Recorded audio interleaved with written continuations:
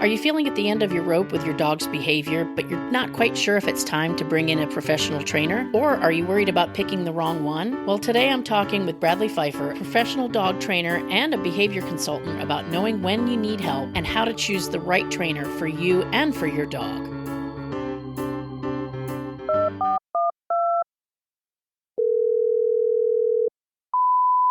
You've reached the Pet Parent Hotline, your lifeline to practical solutions for your toughest pet parenting challenges. I'm your host, Amy Castro, and I'm here to help you cut through the noise and turn expert advice into step-by-step strategies so you can stop chasing your tail and start enjoying life with pets again.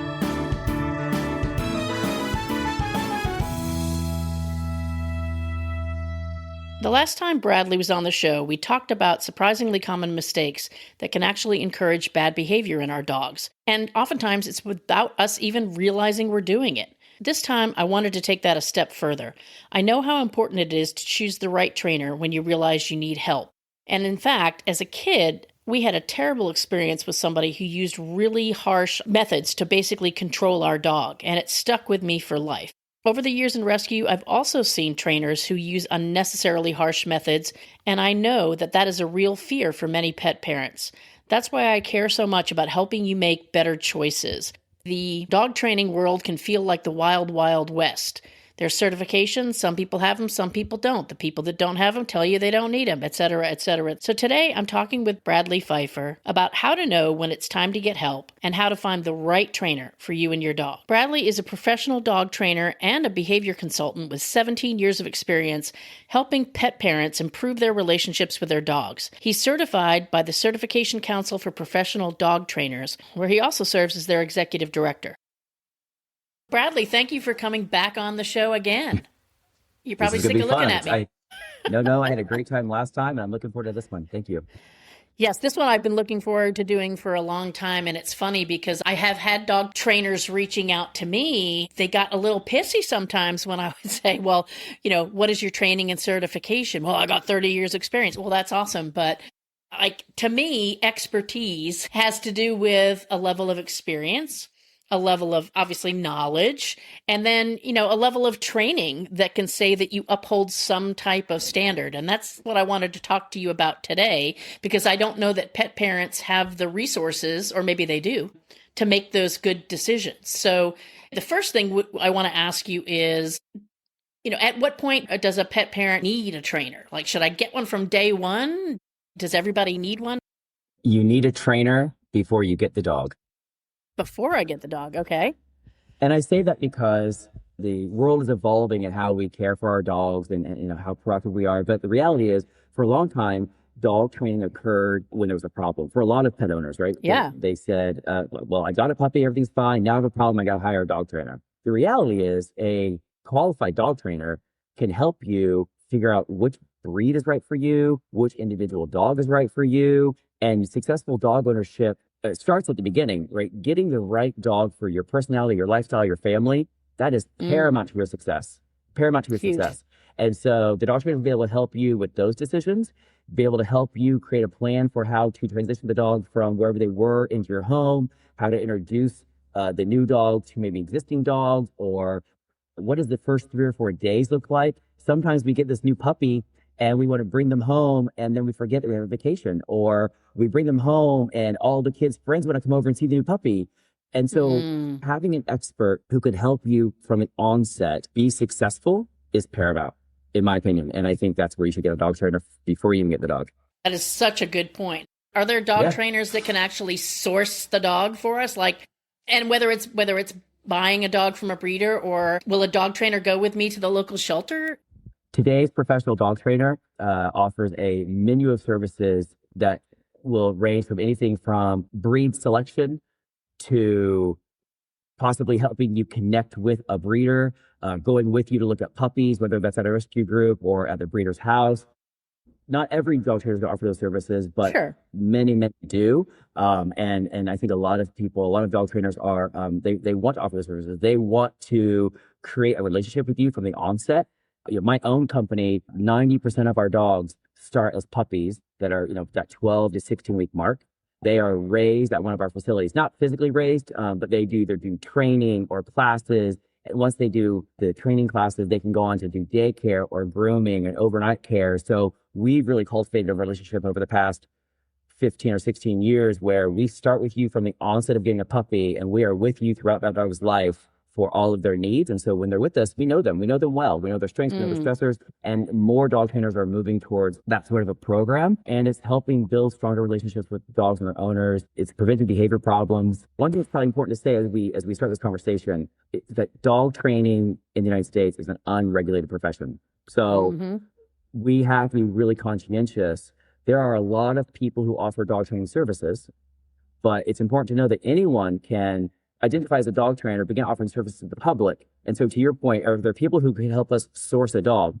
There certainly are people who will help you find a dog from a breeder and help you get one. But it's important that as consumers that we're doing our due diligence and we're working with people who are effective and ethical. These are certainly the extremes that we hear stories where people have purchased a dog from someone or so-and-so helped them get a dog and they get the dog and it wasn't delivered. What was delivered wasn't what was supposed to be delivered, right? The dog's temperament and so forth wasn't right, or somebody took someone's money. And so it's just really important that we're doing our due diligence in these situations to make sure that we're hiring someone who's qualified, effective, ethical. Yeah. Well, and I think it's shocking to me that people, they don't want to spend the money on that, but they'll go out and spend $5,800 on I won't name any non-breed, but people think it's a breed kind of dogs, or they'll buy something at a pet store that they'll spend a ridiculous amount of money on and then just end up with God knows what. That's kind of the consumer way, right? I mean, we don't think about the prevention piece. We don't think about the investment. We think about the gratification of, I decided I want a dog. I decided I want a doodle. I want one today. There's one in California. It seems legit, and I'm going to ship it here. And we don't have, like, we don't have a problem spending the money on that, but really laying the foundation and the groundwork for success, that is something that a lot of people don't do. I'm happy to say in my world, in my little area of the world, we've really put an emphasis on that piece of it. And we're getting more and more clients who are calling us from the onset and saying, help us find a breeder. We always like to help people figure out what breed or breed type is right for them. Maybe even do the groundwork for finding litters that are available or dogs that are available, and then connecting the clients with the rescue group or the breeder so that we can, we don't want to broker dogs, but we want to certainly try to make that connection. So everyone is connected and has the best of intentions, and we have a successful adoption.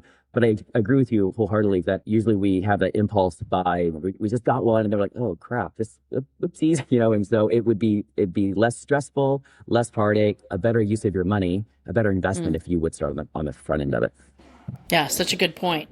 And I know we did a whole episode on mistakes that pet parents make that kind of reward or encourage bad behavior. But for those who haven't heard that episode yet, if I didn't make that investment up front and now I'm at a point with my dog where I probably need a trainer, what would be the signs that you had mentioned in that other episode where it's like, yeah, you need help? We'll be right back. Can we be real for a second? Vet bills can be brutal. One unexpected visit and suddenly you're choosing between paying your rent or paying for your pet's care. That's exactly why I created the Vet Bill Survival Kit. It's free, and inside you'll find 10 proven ways to save money at the vet without shortchanging your pet. Download your kit today at petparenthotline.com/vetkit. That's petparenthotline.com/vetkit. Well, I think you need help when you feel overwhelmed by your dog. You need help when you are feeling frustrated by your dog. You're behaving in a way that isn't natural for you or that you didn't envision. Like, this is what dog ownership was going to be looking like. I think on that last episode, you had made the wise comment about, when you find yourself changing your lifestyle for your dog. So I'm not going out to dinner anymore. I don't have friends over. I'm living in a house full of baby gates because these two dogs are fighting with each other. When it doesn't look like you envisioned it looking and you're feeling stressed about it, it's time to get help. Yeah. So in trying to get help, pretty much anybody can hang out a sign, get themselves a little website or a phone number or whatever, and call themselves a dog trainer. How do we know we're getting a good trainer? What would be the things that we're looking for? And then I want to talk about red flags, or you can merge those together however you want to discuss that. Yeah. So it's always important to remember that anyone can be a dog trainer, and not all dog trainers are created equal. A great dog trainer is someone who has both knowledge and experience. And so we want to start by thinking about, what are my challenges? What would working from dog trainer look like in terms of success? Do I have a puppy? Do I have an adolescent dog? Am I looking for basic obedience help? Do I have a behavior problem? We need to kind of identify who we're looking for, because some dog trainers may be really great with puppies, doodle puppies, for instance. They're easy, pretty push button, but maybe they don't have a lot of experience with herding dogs or working dogs. Those can be tougher dogs, right? And so you want to make sure that you are doing your due diligence to hire someone who has the knowledge and experience needed to help you with your individual situation. So picking a trainer that really either, that specializes and has experience in that particular area is key. I hadn't even thought about that before. It's like, but I've had trainers tell me too. It's like, I did that when I was younger. I don't do that anymore. I don't want to mess with behavior like aggression problems or whatever it might be. I respect that. Like, be honest in what you're comfortable doing. Well, to that point, I mean, something like aggression or separation anxiety, things like that. I mean, that takes a different level of knowledge and skill, even education, than working with a doodle puppy who's 12 weeks old that needs to pee outside. And what happens, I think, in a lot of times is that you get into dog training and like learning how to train puppies and handle young dogs, do the basic sit, come down, go to bed, stay. That's relatively easy in the big picture. And so then you say, I want to move on to behavior problems. And it kind of becomes sexy to work with fearful dogs or aggressive dogs. And again, though, it takes a different level of knowledge, experience, skill, and education to meet those dogs' needs. But even if you're thinking of something as like as simple as breed type, knowing how to raise an intact adolescent Briard or a German Shepherd puppy compared to a Cocker Spaniel puppy, understanding individual breed type and their needs and their desires, what type of exercise they benefit from, what type of exercise they don't enjoy, frustration tolerance levels. I mean, there's just so many variables. It's not just training the dog how to sit, come, and stay. It's really about knowing the individual dog, their breed type, their needs, their wants, the owner dynamic. All those things play a part. And so knowledge, skills, and experience cannot be underestimated when you're hiring a dog trainer. And you can find that out through word of mouth referrals. You can find that out through your veterinarian. You can find that out through the CCPDT, which brings me to my next point. Credentialing is important, right? Because we know that anyone can offer services to the public and without any sort of minimum standards. Hiring someone who has demonstrated competence in their field is also important. And so the CCPDT credential, those individuals have passed either a knowledge or skills-based exam.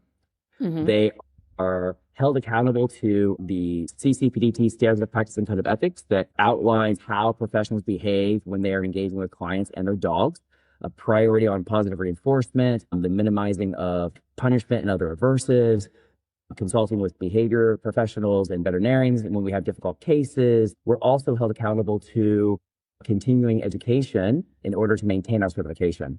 And so those two pieces between the knowledge, skills, and education to help you and having demonstrated competence in the field are two great measures that you're hiring someone who's committed to excellence. Yeah. And that's such a good point. And I know like I mentioned, a lot of trainers have pushed back on the need for that, but it's generally the ones that don't have it. Ultimately, certification credentialing is about accountability, right? Accountability to have demonstrated my competence, accountability to the standards of practice and code of ethics, accountability to professional development.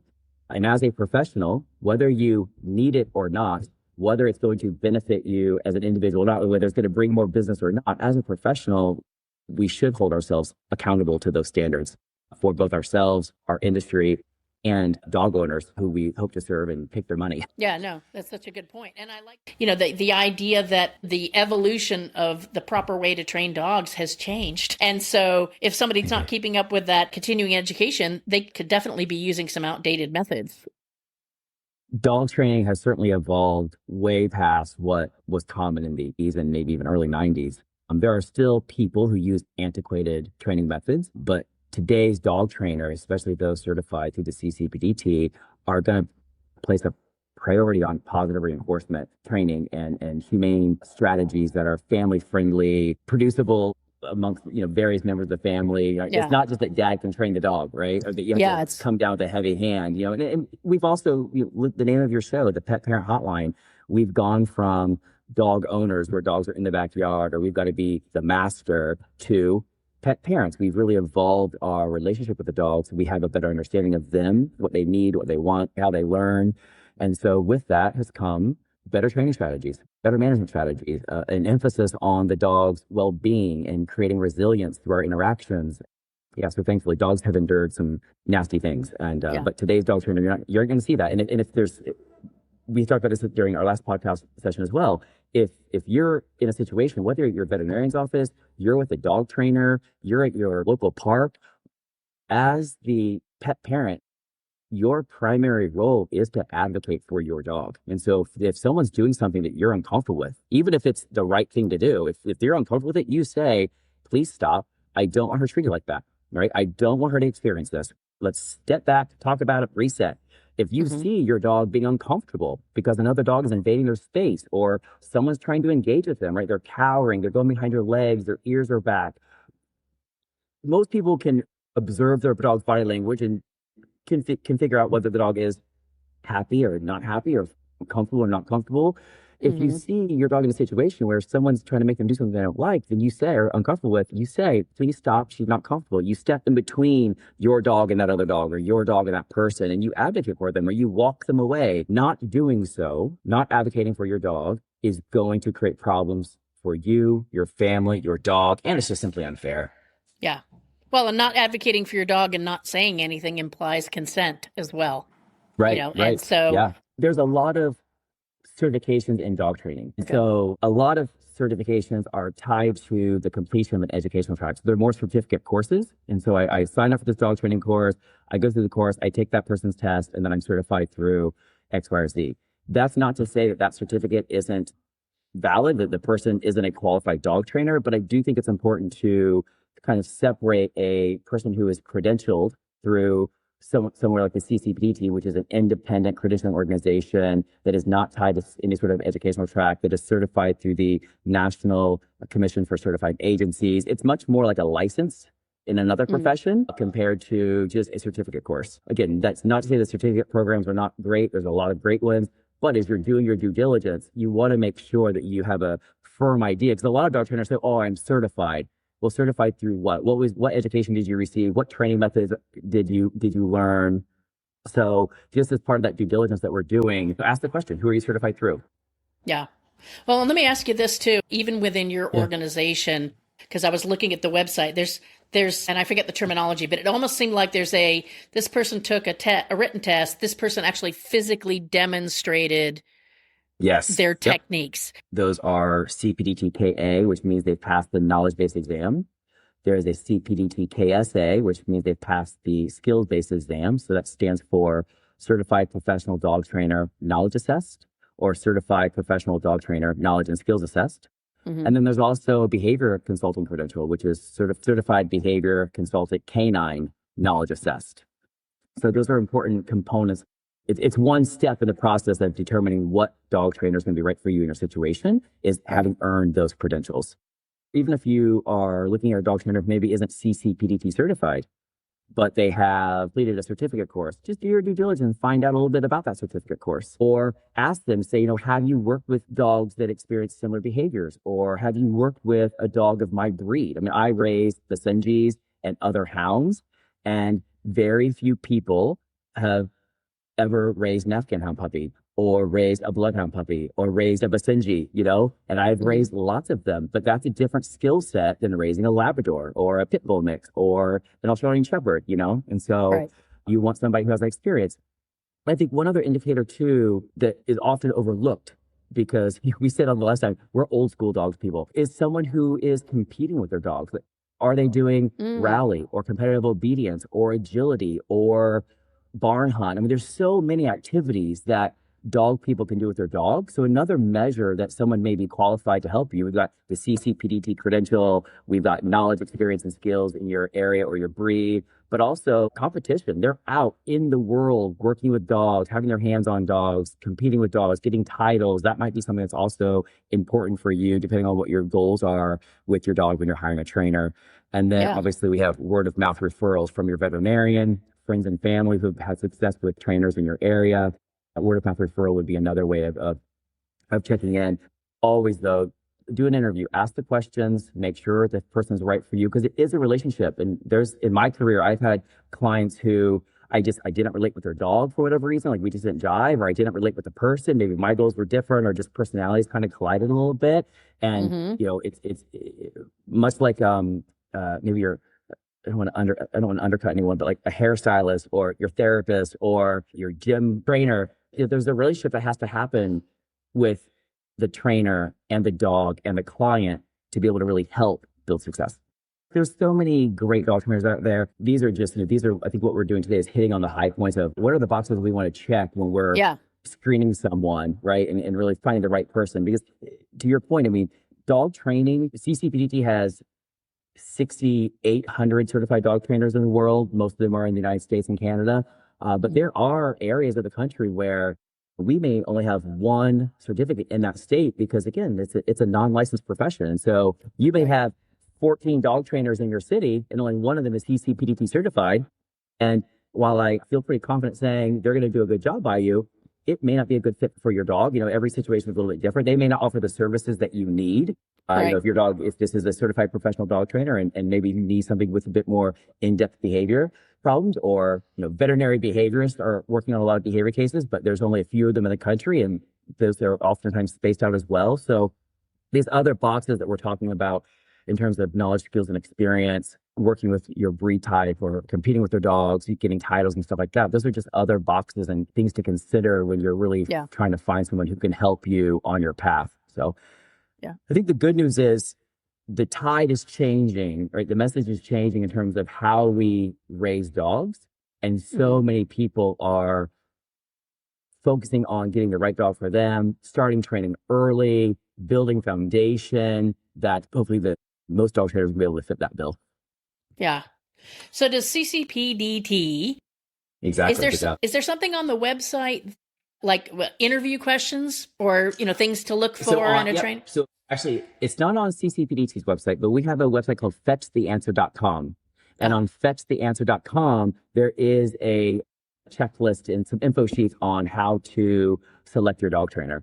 And just briefly, the questions that we should be asking are: what services do you offer? So exactly, is it a puppy class? Is it a group class? Is it basic obedience training? So what services and programs do you offer? What are the costs associated with working with these programs? Do you offer any guarantees? And the answer to that question should be no. If someone offers you a guarantee, that to me would be a red flag.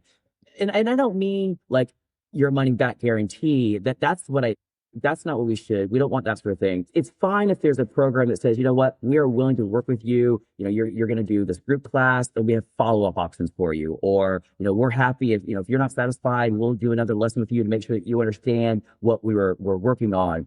Mm-hmm. But when someone says we're going to guarantee that your dog will do X, Y, or Z at the end of this program, that is a red flag simply because you can't guarantee it, right? I mean, dogs are sentient beings and their behavior is dependent on their emotional response to a situation. Their behavior is dependent on who's responsible for their daily care, exercise, and overall well-being, and how good the family is at incorporating training, exercise, and enrichment into the dog's day. Something I say all the time to my clients is, I can help you. When your dog leaves here, I am confident they are going to understand how to walk on a lead, come and call with this level of difficulty, go to their bed, stay, right? The parameters are clear, but we're working on. What I can't do is parent your dog when they go home.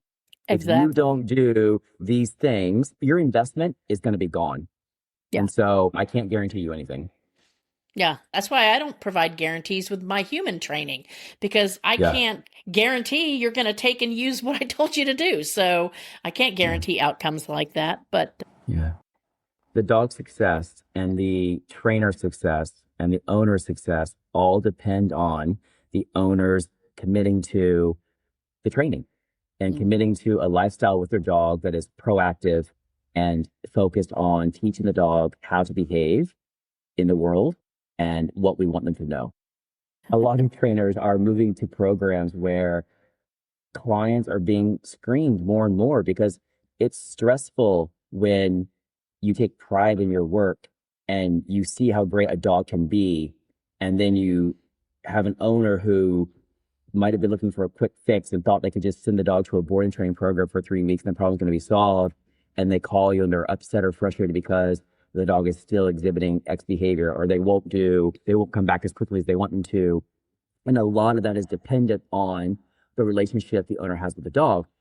Yeah. What are some other, like if I'm doing an interview, or I've got a trainer that's coming to my house, let's say, what would be some things that I would say, yeah, no, I don't, this is not the person that's right for us? Red flags would be any sort of discussion about antiquated ideas. And what I mean by that is you've got to be the dominant dog. You and your dog are just part of the pack, right? And I say that sometimes we will use language, or trainers will use language because it's like people relate to it. It's relevant. Like pet parent. Right. But when you start saying, well, you got to be, let's say, the pack leader, or, you got to show your dog dominance, not only is it wrong, but also it automatically puts you into this kind of combative sort of relationship where you've got to show your dog you're the boss. If you're not the boss, they're the boss. And so that antiquated methodology, those antiquated use of words, that would be a red flag to me, because it just tells me that the person wants me to challenge my dog. The person wants me to try to be my dog's boss. And certainly, don't get me wrong, I think that dogs need to be managed well. Owners need to be proactive. They need to have solid obedience training. We need to be exercising them and enriching them every day. But you don't have to have this relationship where you got to tell them who's the boss, and if you don't, that they're going to be and be combative with them. It's so antiquated. So that would be a red flag to me. Anything that is, if the training plan is more focused on punishing undesired behavior versus preventing undesired behavior, or focusing on how to teach the dog what we want to do, right? When we're focusing on stopping the problem versus proactively teaching the dog what we want them to know, what we want them to do, that's going to be a problem. Sometimes people will call and they'll schedule a lesson and they think they're going to come out here and let's say their dogs are reacting to other dogs. And so they just want us to take them for a walk, let them act crazy and bark, and then fix it. And really, the training has to start with, determining if equipment is necessary so that the handler, the owner, has more control of their dog. Teaching the dog the understanding of some basic skills, like how to walk well on a leash. Because if you can't walk well on a leash, you can't walk well on a leash in front of your trigger, other dogs. And so there's got to be some foundation training. And so if there's not any sort of foundation training, that would be a red flag for me. So antiquated language, the use of punishment-based training strategies, when our training plan is only focused on how to stop the problem behavior. What we want to see is, let's talk about how to manage your dog well to prevent the rehearsal of your undesired behavior. Let's focus on teaching your dog foundation skills that you and the dog both need to understand so you can communicate to the dog what's expected of them. Let's make sure that you are enriching your dog on a daily basis. You're meeting your dog's basic needs for physical health. That might be foraging in the park. That might be a long walk. That might be play with other dogs. There's any number of factors. Those are the types of things you want to see. I don't think you want a trainer that is overly permissive. Don't ever tell them no. Don't ever correct them. You've got to communicate with the dog. You got to tell them both whether they're doing well, what you want them to do, and you've got to communicate to them when you need them to stop doing something, right? You need to be able to interrupt, say, hey, come over here, lie down, right? Give them direction, give them feedback. That's really important. Yeah. You had mentioned the right equipment, and things that pop into mind are things that to me are red flags. Prong collars. I have some friends that, by word of mouth, oh, this is a great trainer. Send your dog to this board and train. And they all come back with at least an e-collar. And it's like, does everybody really need that? To me, that's a red flag. You get the 6-foot leash, and then you get the e-collar, and that's the standard equipment, or the prong collar, or the whatever it is. When every dog walks out of a training facility on a slip lead, prong collar, or electronic training collar, that's more compulsion-based training, and that should definitely be a red flag for you. Yeah. You want to look at a trainer who I think is looking at each dog as an individual and saying, between what the dog needs, what the owner needs, what is the plan that's going to get them there most successfully, right? Yeah. Not doing any harm to the dog, making sure the owner and the community are safe, making sure the owner understands how to manage the dog and how to fulfill the dog's needs, and is focused on teaching the dog what we want them to know. Yeah. So, yeah. And I think, a point that I would like to make is that just like when I've done episodes about talking, about taking your pet to the vet and you want to save money or you want to do this, you don't want to give that vaccine. This is a human being you're having a conversation with. So asking questions, why would you use that? What does that accomplish? I think people, they just kind of like take the package of stuff they're handed and use it without any thought. And the reason I bring that up is I've had some rescue dogs that have come through and come with an e-collar, and it's like, I never used it after that and never needed it. Let's just put it that way. Yeah. To me, if a lesser method works better, that's what we use around our house. And so I'm always very cautious of people that assume everybody's got to have this because every dog's so different. It should always be do no harm and the least intrusive methods first, right? Yeah, that's kind of what I was trying to say. You said it more eloquently. I want to touch on your point about asking questions. Earlier, we had said, advocate for your dog. And it's completely appropriate to say, again, what type of training strategies are you using? What will my dog learn? What are the exercises they're going to go through? And if a trainer is recommending a piece of equipment to you, whether it's a body harness or a prong collar, you should ask the question, how does it work? What are the pros and cons of the tool? How long will I need it for? Training equipment is there to aid the process. Dogs can be trained effectively on a flat buckle collar and a leash. Right. When you start putting on body harnesses or head collars, most of the time we're trying to inhibit the dog. We're using that tool as a management strategy, right? Because maybe the owners aren't, the dog's too powerful and the owners can pull out of a collar, or he can pull the owner down on the collar, right? They're there to aid the process, to help promote desired behavior, and they're more of management tools. Yeah. So, and shouldn't the goal question, ask the pros and cons? Yeah, and shouldn't the goal of the training be that I shouldn't need a physical device to keep you from doing an undesired behavior? I should be, at some point, hopefully, getting to the point that I don't need that because you are now exhibiting the desired behavior. I do think that's always the goal.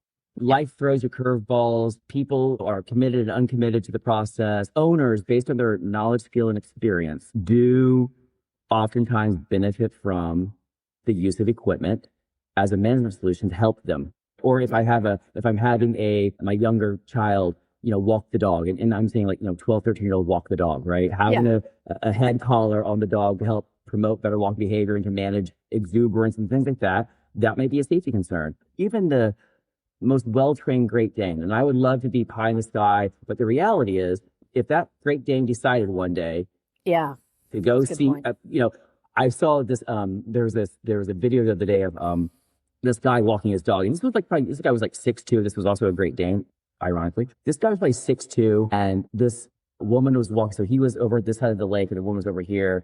And the woman goes, "Oh my gosh, there's Bear," or whatever the dog's name was, and that kind of like the higher pitched feminine voice. And the dog knew her.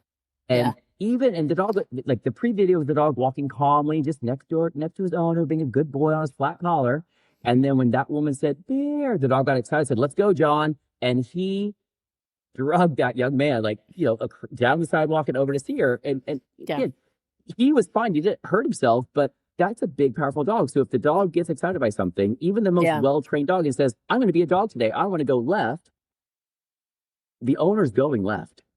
We need to make sure that everyone's safe, Yeah. We don't want the dog to get free from their owner, get hit by a car. We don't want her to, get her rotator cuff torn out or fall down and crack a tooth. So I think we need to understand. You sound like you speak from experience with those injuries. Right? We need to understand how the equipment works. Yeah. We need to understand the pros and cons of the equipment, but we also need to look at the dog. How's the dog responding to the equipment? And there are a number of dogs when head collars are used quite heavily, and they are really effective in a lot of ways. But there's a lot of dogs, as soon as the head collar comes out, they run away and don't want to go for a walk. And even if you get the collar on, they're walking down the street and they are fussing and fighting with it, digging into the ground, and the owner feels bad. And so, you've got to look at the whole situation, I think, when you're talking about dog training, you're talking with your trainer to say, here's the situation. What is the best training plan for this situation to hit the goals and keep everyone safe, make sure the dog can be managed well, make sure the dog is getting out of the house for walks to get their enrichment, that the owner is also supported because there's to your point, the pet parent hotline is about owners and trying to make sure that they've got resources. So we want to make sure that the owners are supported as well in their efforts to raise their dog well. And that's why I've said a couple of times during this conversation that the relationship you have with your trainer is really important. Every client I have I don't go into the relationship thinking I'm going to do 1 lesson or 2 lessons. You're not coming to me so for a couple of lessons I can fix this problem. My goal is you to know me, you to like me and enjoy working with me to enjoy working with you and your dog. And so I'm a resource for you from puppyhood through your next 5 dogs. And whether you need boarding, grooming, training, whatever that is, we know each other well enough that we're going to cultivate that relationship. And we've really tried to build that. And so if you're a new dog owner and you're hiring a trainer, really think about that piece of it. And if you're just looking or if they're just looking to offer you a quick service and there's like 13 things on the menu, that may or may not be someone that, you want to work with. I think relationships are so important in dog training, and sometimes maybe they are underestimated, especially on the consumer end. You kind of answered my last question, which was, how is it that you get the most out of that relationship? And I think looking at it as a lifelong, at least the life of the dog, right? A relationship from that standpoint, and keeping that in the forefront of your mind as you're investigating this process, you're going to be a lot happier with that long-term outcome. Yeah. I've got clients I'm 45 this year, and I started training when I was 21. I got my first show dog, and then I started training. And I've got clients this year that are calling that I have not seen for a couple of years because, you fall off, the dog's older and stuff like that, and they're getting new puppies. Yeah. And there's a client, we've got 2 clients that are starting here in the next couple of weeks that this is my, I think maybe 3rd dog with them over the course of the past 20 years. And so that's enjoyable. That's how it should be. I think that's the goal. Resources for the dog, resources for the owner, and just, again, looking at the whole situation holistically and coming up with a training plan that works for the owner, that is enjoyable for the dog, that produces effective results so the owners are happy. Yeah, definitely. And I totally forgot to mention in the last episode or ask when I asked you, if people want to work with you or how they can get in touch with you, but where in the country are you located? So if people did want to work with you, they know if you're... Yeah. Okay. Yeah. I'm located in Indianapolis. And then we have the Certification Council has trainers all throughout North America, Canada. If you're listening overseas, we have some trainers in Japan and Australia. So the Certification Council is a great resource for dog owners who want to come up with a list of certified professional dog trainers in their state or their city. And then from there, you can just say, now I have a list of trainers. You can start going through those other check boxes that we had talked about earlier today. Yeah. And we do have quite a few listeners actually in Australia, so that's good to know. Oh, that's great. That's great. Yeah. Bradley, thank you once again for being with me on the show and sharing your knowledge and your expertise. I think this is such an important subject. I wanted to talk to somebody who had not only the experience because you're a trainer, but also representing an organization of trainers was super helpful. So I appreciate that so much. Thank you for the opportunity. All right. And everybody, thank you for listening to another episode of the Pet Parent Hotline. And please be sure, if you've got a friend or a family member that's just gotten a new dog, or they're even better, they're thinking about getting a dog, or maybe you're thinking about getting a dog, make sure you listen closely to this episode, because all of the advice that Bradley gave here is going to be super helpful and preventing so many of the issues that I see that people run into with their dogs by getting an early start with a trainer. So thank you again for listening, and we will see you next time. Thanks for listening to the Pet Parent Hotline. If you enjoyed the show, don't keep it to yourself. Text a friend right now with a link and tell them I've got a show that you need to hear, and ask them to let you know what they think. And remember, your pet's best life starts with you living yours. So be sure to take good care of yourself this week and your pets.